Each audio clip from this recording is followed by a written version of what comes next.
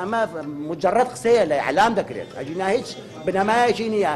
باشترین هەڵبژاردن بووە لە ساڵی 1990 تا ئەمڕۆ. ئەم هەڵبژاردنە باشترین هەڵبژاردن بوو لە ساڵی 1992 تاکو ئەمڕۆ. ئەما وتەی سەرۆکی کۆمیسیۆنی هەڵبژاردنەکانی عێراقە. ئەمە لە کاتێکدایە ئۆپۆزیسیۆنی ڕاستەقینە ئەو ئەنجامانە ڕەت دەکەنەوە و پێیان وابووە ساختەکاری فراوان ئەنجام درراوە.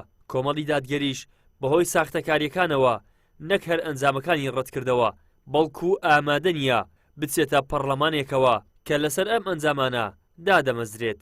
لە کاتی یاسایی خۆشیدا سکاڵا تۆمار دەکات و بەڵگەکان پێشکەش دەکات.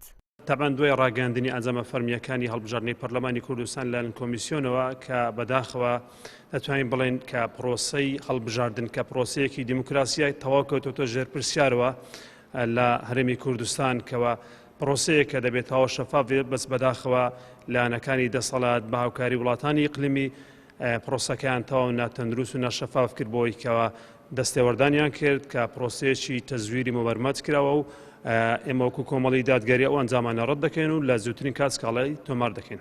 تاکو ئێستا هیچ هێزێک نەیتوانیوە بەو ڕاستی ڕاشکاویە بڕار بێت.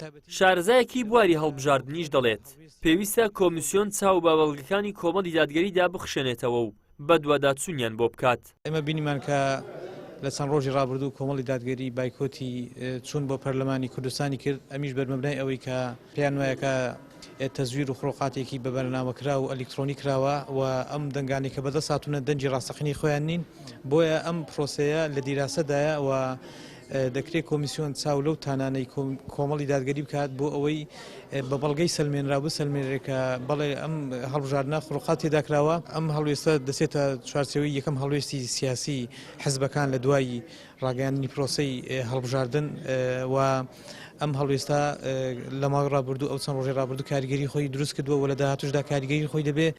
کۆمیسیۆنی باڵای هەڵبژاردنەکانی عێراق لە کۆنگرەیەکی ڕۆژنامەوانیدا ئەنجامی کۆتایی هەڵبژاردنەکانی عێراقی بڵاو کردەوە. دەرفەتی تەنیا 3 ڕۆژیشی دایە لایەنە سیاسیەکان گەر سکاڵایان هەبێت سکاڵاکانیان پێشکەش بکەن. ئیدریس محەممەد، کەناڵی ئاسمانی پەیام، هەولێر.